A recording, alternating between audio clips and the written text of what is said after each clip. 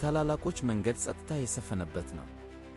እሱ የዕቅዶቹን ድምፅ በውስጡ ይዞ ይንቀሳቀሳል። የብዙዎች ፍላጎት የሆነውን ማውራት መገለጥን ይተወዋል። ማንም ሳያውቅ ማንም ሳይረዳው በራሱ ዓለም ውስጥ ይተጋል። የሌሊት ዝምታ የቅርብ ጓደኛው ነው።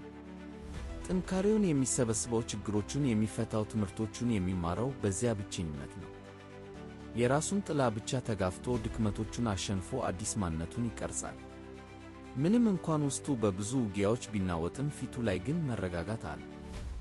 ትዕግሥትን እንደ ልብሱ ለብሷል። ሥነ ሥርዓትንም እንደ መተንፈሻው አድርጓል።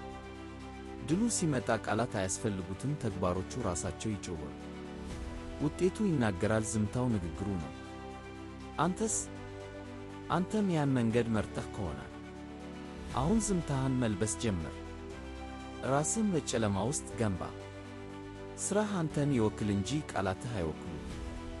ዝምታህ የጥንካሬ መሠረት ይሁን። ለበለጠ የጥበብና የጥንካሬ መልእክት ይህንን ቤተሰብ ተቀላቀል።